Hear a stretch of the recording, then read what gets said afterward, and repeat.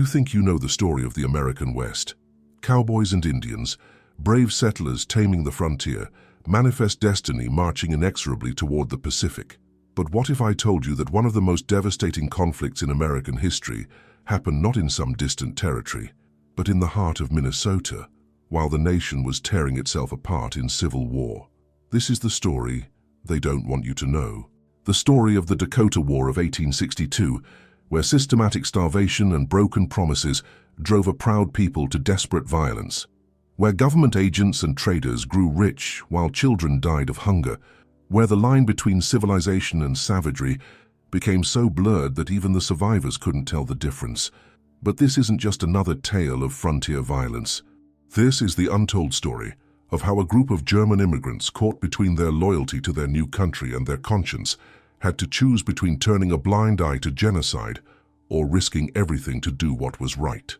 Welcome to the darkest chapter of Minnesota's history, where the American dream became a nightmare for everyone involved, and where the true cost of westward expansion was paid in blood, betrayal, and broken souls. Stay with me, because what you're about to discover will shatter everything you thought you knew about who the real savages were in the conquest of the American frontier. August 4th, 1862. The Yellow Medicine Agency in southwestern Minnesota shimmers in the brutal heat of a prairie summer, but the real fire burning here has nothing to do with the weather. For 3 weeks, nearly 5,000 Dakota people have been waiting for their government annuity payments, money and food promised by treaties signed in blood and witnessed by God, but delivered with the reliability of rain in a drought. The warehouses are full of supplies, flour and pork and blankets that could feed families and keep children alive through another harsh winter. But the keys to those warehouses are held by men who see starvation as a business opportunity. Andrew Myrick, the government trader, stands on the porch of his store like a king surveying his domain. At 38, he's grown rich off the misery of the Dakota people, selling them goods at inflated prices, extending credit at usurious rates, and using their desperation to line his own pockets. When the annuity payments are delayed, as they always are, Myrick simply adds the interest to their debt, creating a cycle of dependency that ensures his continued prosperity. Today, a delegation of Dakota chiefs has come to plead for food. Their children are starving, their elders are dying, and winter is only months away. Chief Tawyataduta, known to the whites as Little Crow, speaks for his people with the dignity of a man who has tried every peaceful option and found them all wanting. "Our children cry for food," he says in careful English, his voice carrying the weight of a leader who knows he's asking for what should be freely given. "The great father in Washington promised us these supplies. Where are they?" Myrick's response will echo through history as one of the most callous statements ever made by an American official. "If they are hungry, let them eat grass." The words hit the assembled Dakota like physical blows. These are men who have watched their children grow thin and weak, who have buried infants who died from diseases brought by white settlers, who have seen their hunting grounds carved up and sold to farmers who plant corn where buffalo once roamed. They have endured broken treaties, forced relocations, and the systematic destruction of their way of life, all while being told that this is the price of civilization. But being told to eat grass, being reduced to the level of animals by a man who has grown fat off their suffering, this is the final insult that breaks something fundamental in the Dakota spirit. Little Crow's face remains impassive, but those who know him can see the change in his eyes. For years he has counseled patience, urged his people to work within the white man's system, believed that accommodation and negotiation could preserve some remnant of Dakota dignity. But Myrick's words have just destroyed that faith forever. "We will remember what you have said," Little Crow replies quietly, and there's something in his tone that makes even Myrick's arrogant smile falter. As the Dakota delegation leaves the agency, they pass through the nearby settlement of New Ulm, a thriving community of German immigrants who have built their own piece of the American dream on land that was Dakota territory just 20 years ago. The contrast is stark and painful. Well-fed children playing in the streets, while Dakota children starve just miles away. Prosperous farms carved from prairie that once sustained entire tribes, churches and schools, and businesses built on the foundation of broken promises. Among the German settlers watching the Dakota pass is Heinrich Müller, a blacksmith who arrived from Bavaria 5 years ago with his wife Anna and their 3 children. Heinrich is a good man, a hard worker who believes in the American promise that anyone can build a better life through honest labor. But he's also observant enough to notice the hollow cheeks and desperate eyes of the Dakota people, and decent enough to be troubled by what he sees. They look hungry, Anna observes, bouncing their youngest child on her hip. Yeah, Heinrich agrees, his accent still thick after 5 years in America. But what can we do? The government, they handle these things. It's the comfortable lie that allows good people to ignore evil, the belief that someone else is responsible, that the system will work itself out, that their own prosperity doesn't come at the cost of someone else's suffering. Heinrich and Anna are not bad people, but they're also not ready to acknowledge that their American dream is built on someone else's nightmare. That willful blindness is about to be shattered forever. 50 miles away, in the state capital of St. Paul, Governor Alexander Ramsey is dealing with his own crisis. The Civil War has drained Minnesota of most of its able-bodied men, leaving the frontier defended by a skeleton force of inexperienced soldiers and volunteer militia. The Dakota situation is just one of many problems competing for his attention, and frankly, not the most pressing one. Ramsey is a politician first and a humanitarian never. He sees the Dakota not as human beings with legitimate grievances, but as obstacles to Minnesota's development and potential sources of political embarrassment. The delayed annuity payments are partly his fault. He's been diverting federal funds meant for the Indians to support the war effort, gambling that he can resolve the situation before anyone important notices. What Ramsey doesn't understand is that the Dakota are not going to wait for his political convenience. They've been pushed beyond the breaking point, and when a proud people have nothing left to lose, they become capable of anything. The spark that ignites the powder keg comes on August 17th, in the most mundane way possible. 4 young Dakota men, killing ghost, breaking up, killing many, and runs against something when crawling, are returning from an unsuccessful hunting trip when they stop at a farm near Acton Township. They're hungry, frustrated, and angry about the continuing delays in their annuity payments. When they ask the farmer, Robinson Jones, for food, he refuses and orders them off his property. What happens next depends on who tells the story. The white version claims the Dakota attacked without provocation, murdering innocent settlers in cold blood.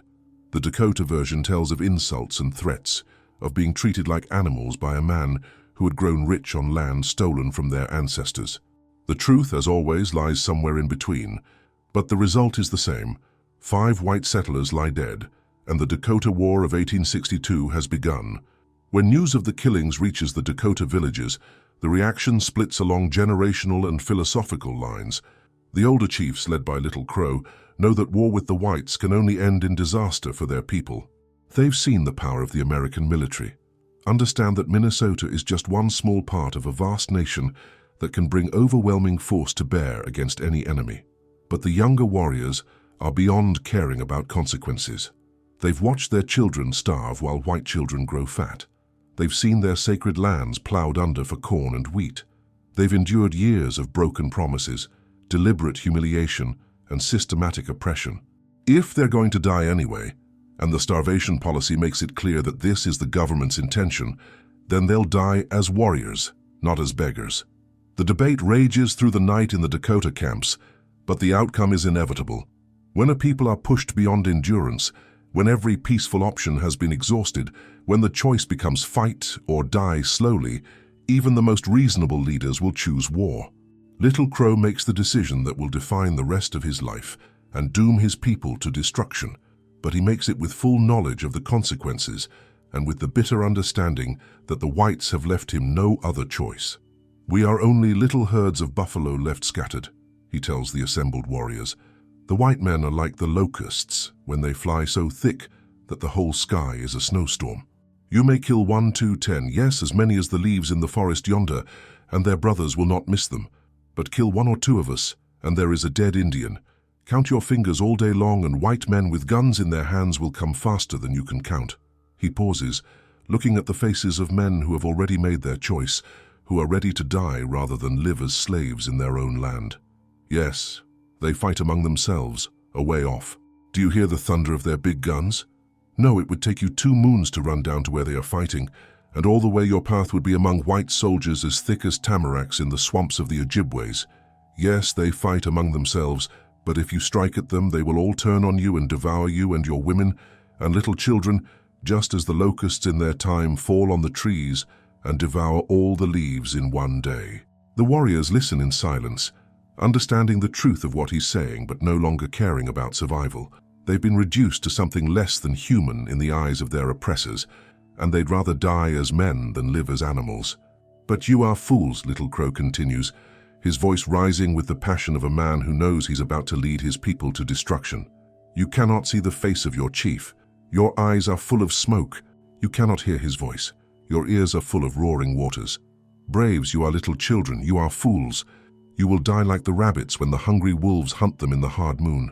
But even as he speaks these words of warning, Little Crow is already planning the war. Because if his people are determined to fight, then he will lead them, and he will make the whites pay such a terrible price for their cruelty that the survivors will remember the Dakota forever. The war is about to begin, and it will be unlike anything Minnesota has ever seen. Not a clean conflict between armies, but a savage struggle between two peoples who have been taught to see each other as less than human. A war where the line between civilization and barbarism will disappear entirely, where good people will be forced to make impossible choices, and where the true cost of American expansion will finally be paid in full. In New Ulm, Heinrich Müller goes to bed on August 17th, still believing in the American dream. By morning, he'll understand that dreams can become nightmares, and that sometimes the price of paradise is paid by someone else's children. August 18th, 1862, 6:47 a.m. The first screams pierce the morning air just as Heinrich Müller is lighting the forge in his blacksmith shop. The Dakota war parties have struck simultaneously across a 100-mile front, hitting isolated farms, trading posts, and small settlements with the coordinated precision of a military campaign. This isn't the random violence of desperate men. It's a carefully planned assault designed to drive the white settlers from Dakota land forever. At the Redwood Agency, Andrew Myrick's store is among the first targets. The trader who told starving children to eat grass is found dead with his mouth stuffed full of prairie grass, a message that even the most obtuse government official can understand. The symbolism is deliberate and devastating. The Dakota are not just killing their oppressors, they're making a statement about the price of cruelty. But the war quickly spirals beyond anyone's control, becoming the kind of savage conflict that brings out the worst in everyone involved. Heinrich hears the gunshots before he sees the smoke rising from the Schwant farm, 2 miles down the river. His first instinct is to dismiss it as hunters, or maybe trouble with wolves. But the sound is too sustained, too organized. When Anna comes running from the house, her face pale with terror, he knows that their peaceful world has just ended. "Heinrich!" "Mrs. Kitzman says the Indians are attacking. They've killed the Joneses, burned out the Stewarts. They're coming this way." The next few hours pass in a blur of desperate activity. Heinrich loads his family into their wagon, along with what supplies they can carry, joining a stream of refugees fleeing toward the safety of New Ulm. The roads are clogged with terrified settlers, their possessions hastily thrown together, children crying, adults looking over their shoulders for signs of pursuit. But as they flee, Heinrich sees something that will haunt him for the rest of his life. A group of Dakota warriors leading a column of white captives, mostly women and children, toward the Indian camps. Among them is Sarah Wakefield, the doctor's wife from the agency, walking with her 2 small children while Dakota guards ensure they don't escape. The sight stops Heinrich cold. These aren't the savage monsters described in the newspapers, but men following the ancient rules of warfare, taking prisoners instead of killing them, protecting women and children, even in the midst of a brutal conflict. It's a moment of humanity that complicates everything he's been taught about civilization and savagery. "We have to help them," Anna whispers, but Heinrich shakes his head. "What can we do? We have our own children to protect." It's the rational choice, the safe choice, the choice that any reasonable man would make. But it's also the choice that allows evil to flourish, that permits good people to become complicit in atrocity through their inaction. In New Ulm, the German settlers are discovering that their American dream has become a nightmare. The town is under siege, surrounded by Dakota war parties that attack and withdraw with the fluid tactics of guerrilla warfare. The defenders are mostly middle-aged farmers and shopkeepers, men who know how to plow fields and build barns, but have never faced an enemy trained in the art of war. The first attack comes at dawn on August 19th, as Dakota warriors sweep down from the bluffs overlooking the town. They're led by Chief Mankato, a war leader who understands that terror is as effective a weapon as bullets. The assault is designed not just to kill, but to break the morale of the defenders and force them to abandon the town. Heinrich finds himself pressed into service as part of the town's defense, his blacksmith's hammer traded for a rifle he barely knows how to use. Around him, his neighbors, good German farmers who came to America seeking peace and prosperity, are learning the harsh realities of frontier life. Mein Gott, whispers Johann Kitzmann, a baker who's never hurt anything larger than a chicken. They fight like demons. But Heinrich is watching the Dakota tactics with the analytical eye of a craftsman, and what he sees troubles him more than the violence itself. These aren't mindless savages attacking out of bloodlust. They're disciplined warriors executing a carefully planned campaign. They know exactly what they're doing and why they're doing it. The siege of New Ulm lasts for 3 days, during which the town's defenders get a brutal education in the realities of warfare. The Dakota don't attack in massed charges that would allow the Germans to use their superior firepower effectively. Instead, they use hit-and-run tactics, sniping from concealment, setting fires to draw defenders out of position, creating chaos and confusion that makes organized resistance impossible. But it's not just the military tactics that disturb Heinrich. It's the stories filtering in from other parts of the conflict zone. Tales of entire families wiped out, of children killed in their beds, of women and elderly people murdered without mercy. The Dakota are fighting with the desperate fury of a people who have nothing left to lose, and that desperation has unleashed something terrible in both sides. The white response is equally savage.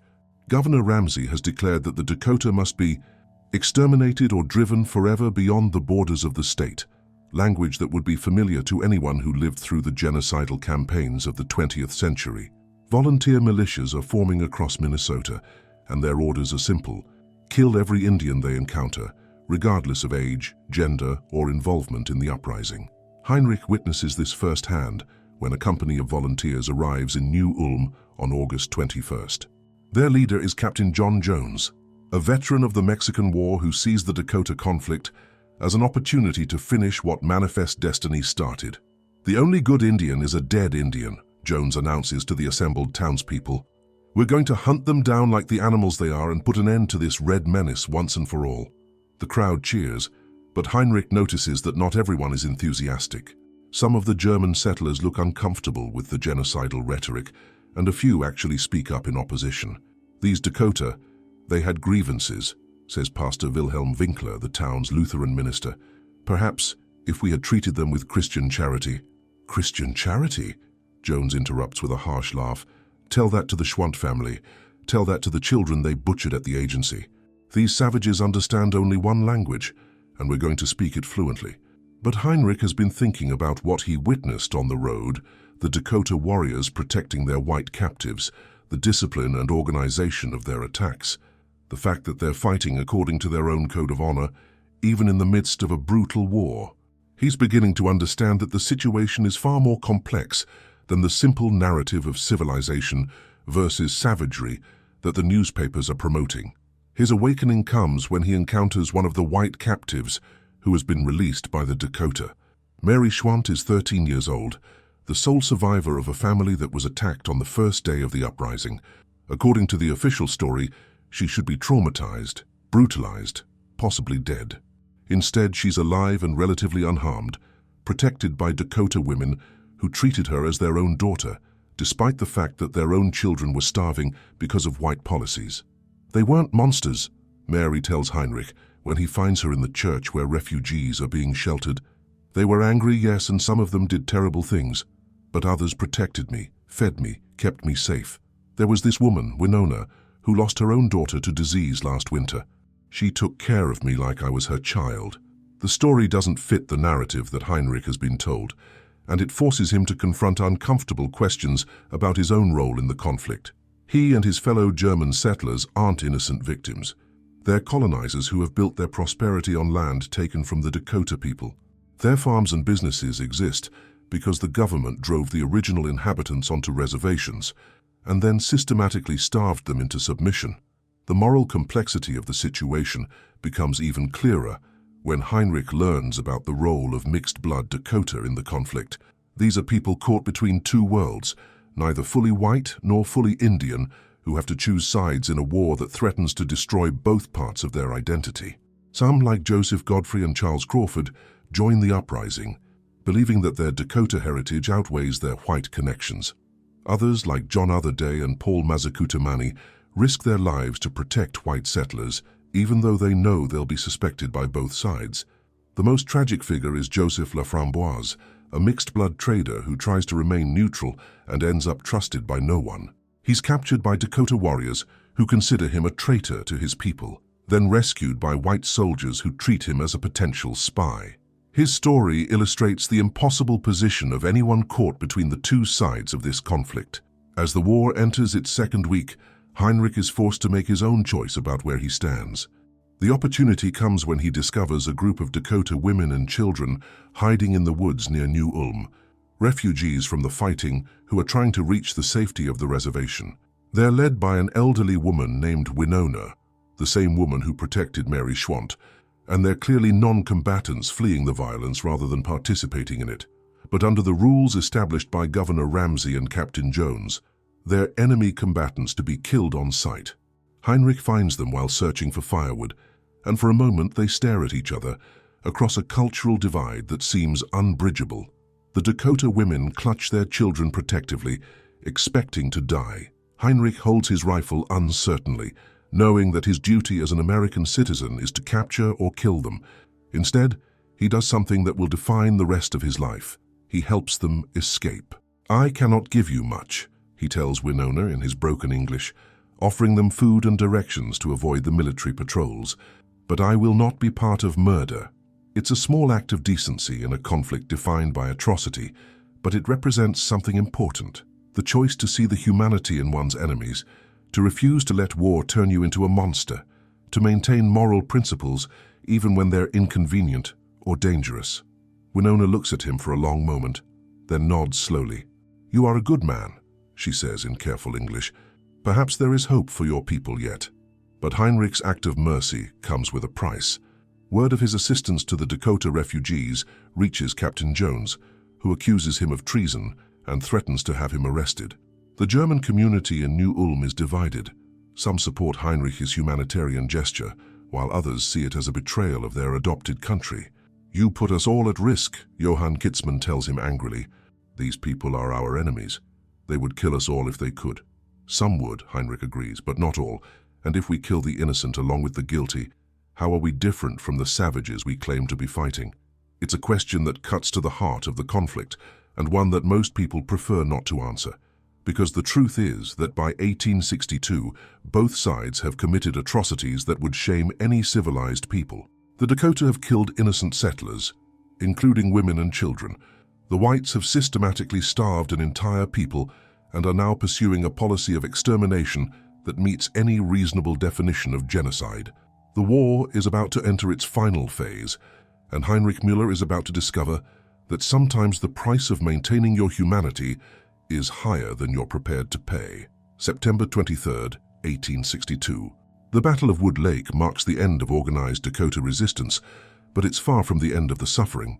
Little Crow's forces, weakened by weeks of fighting and the defection of Dakota who want to end the bloodshed, are decisively defeated by Colonel Henry Sibley's army. The military phase of the conflict is over, but the real tragedy is just beginning. In the aftermath of the battle, over 2,000 Dakota people, men, women, and children, surrender or are captured. They're herded into a concentration camp at Fort Snelling, where they'll spend the winter in conditions that make their pre-war starvation look merciful by comparison. Many will die of disease and exposure, but their deaths will be recorded as natural causes rather than the result of deliberate neglect. Heinrich Müller watches the prisoners being marched through New Ulm on their way to Fort Snelling, and what he sees breaks something fundamental in his faith in American justice. These aren't the savage warriors of newspaper propaganda, but broken families, elderly people, children who look at the white spectators with eyes that have seen too much death. Among the prisoners, he recognizes Winona, the elderly woman he helped escape weeks earlier. She's been recaptured, along with the children she was trying to protect. When their eyes meet, she nods slightly, not in accusation, but in acknowledgement that he tried to help when help was possible. But the worst is yet to come. The military commission established to try the Dakota prisoners is a mockery of justice that would make a kangaroo court look fair by comparison. The trials last an average of 5 minutes each. The defendants are not allowed lawyers, cannot call witnesses in their defense, and in many cases don't even understand the charges against them. The evidence consists mainly of hearsay and the testimony of white settlers seeking revenge. Of the 392 men tried, 303 are sentenced to death. The mass execution planned for Mankato, Minnesota, will be the largest in American history, a public spectacle designed to satisfy the bloodlust of white settlers and send a message to any other tribes that might consider resistance. President Lincoln, reviewing the cases, commutes most of the sentences, but 38 Dakota men are still scheduled to hang. Heinrich learns about the planned execution from Pastor Winkler, who has been visiting the condemned men in their cells. The minister is deeply troubled by what he's witnessed, not just the injustice of the trials, but the dignity with which the Dakota men are facing their deaths. They sing their death songs, Winkler tells Heinrich, his voice heavy with emotion. They comfort each other, prepare for the spirit world. Some have asked me to pray with them, to help them understand the white man's God. They show more Christian charity than their captors. The conversation takes place in Heinrich's blacksmith shop, where he's been working on a commission that fills him with shame, the gallows hardware for the mass execution. The irony is bitter. His skills as a craftsman, developed to build and create, are being used to facilitate the largest mass execution in American history. "I cannot do this," he tells Anna that night, staring at the metal fittings that will hold the ropes that will kill 38 men. "I cannot be part of this murder. But if you refuse, they will find someone else," Anna points out. "And we need the money. Winter is coming and we have our own children to think about." It's the same rationalization that has allowed good people to participate in evil throughout history, the belief that someone else will do it anyway, that individual resistance is meaningless, that survival justifies any compromise. But Heinrich has seen too much to accept that logic anymore. "If I make these gallows, I am no better than the men who starved the Dakota children. I am no better than the soldiers who will pull the lever. I will not have their blood on my hands." The decision costs him dearly. Captain Jones, still commanding the local militia, accuses Heinrich of continued sympathy for the enemy. Some of his German neighbors begin to shun him, seeing his refusal as a betrayal of their adopted country. Business at his blacksmith shop dries up as word spreads that he's unreliable, possibly treasonous, but Heinrich's act of conscience inspires others. Pastor Winkler begins preaching sermons about mercy and justice, challenging his congregation to consider whether mass execution serves any purpose beyond revenge. A few other German settlers quietly express their own doubts about the proceedings. Most importantly, Heinrich's refusal forces the authorities to find another blacksmith, delaying the execution by several days.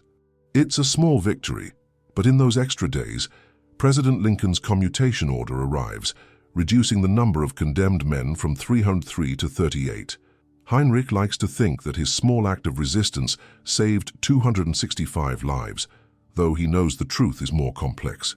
But sometimes, in dark times, small acts of conscience are all that stand between civilization and barbarism.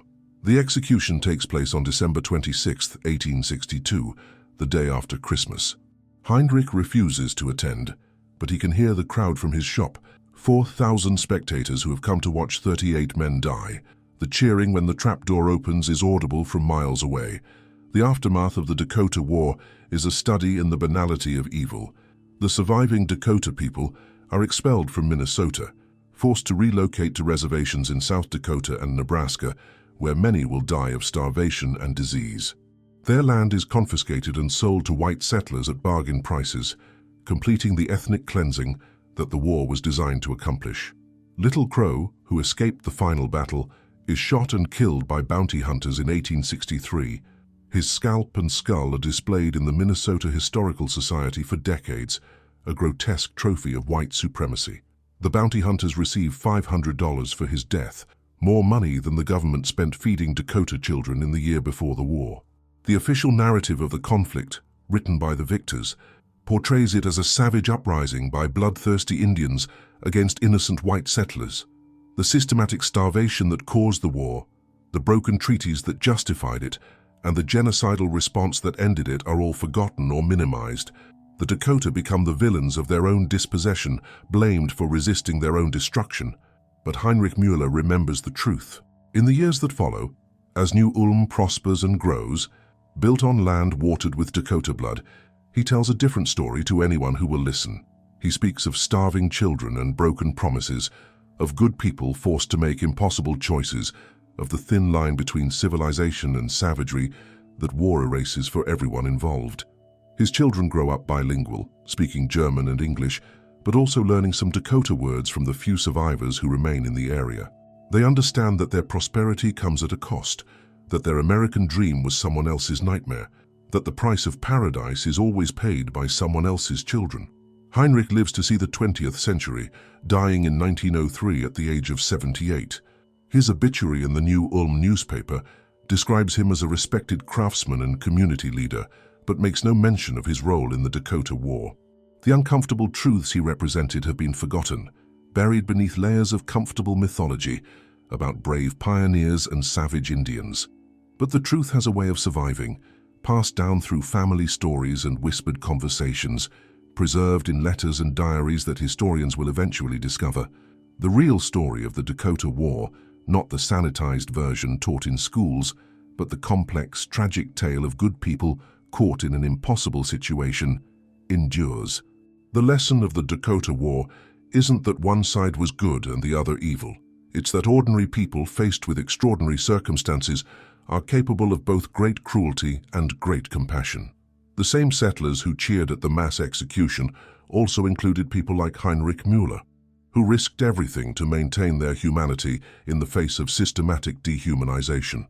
The Dakota warriors who killed innocent families also included men like John Otherday, who saved white lives at the risk of his own. The government officials who implemented genocidal policies were also human beings with families and consciences, who convinced themselves that they were serving a greater good. The real tragedy of the Dakota War is not that it happened, but that it was preventable. If the government had honored its treaties, if traders like Andrew Myrick had shown basic human decency, if people like Heinrich Müller had spoken up sooner, thousands of lives might have been saved on both sides. But perhaps the most important lesson is that individual conscience matters, even when it seems powerless against larger forces. Heinrich's refusal to build the gallows didn't stop the executions, but it preserved his own humanity and inspired others to question the official narrative. In dark times, that may be the most important thing any of us can do. The Dakota War of 1862 was one of the most brutal conflicts in American history, but it was also a story of ordinary people trying to maintain their humanity in the face of systematic evil. Their struggles, their choices, and their sacrifices deserve to be remembered not as propaganda for any particular cause, but as a reminder of the complexity and tragedy of the human condition. Stories like this remind us that history is not a simple tale of heroes and villains, but a complex web of human choices and consequences. The Dakota War shows us what happens when good people remain silent in the face of injustice, but it also shows us the power of individual conscience to resist even the most overwhelming evil. That's what we explore here. The moments when ordinary people face extraordinary moral challenges, when the comfortable certainties of civilization are stripped away, when individuals must choose between their own safety and their own humanity. If you believe these stories matter, if you want to understand the real complexity of American history, then subscribe to this channel and hit that notification bell, because there are so many more stories like this one, waiting to be told with the honesty and nuance they deserve. You won't want to miss what we discover next.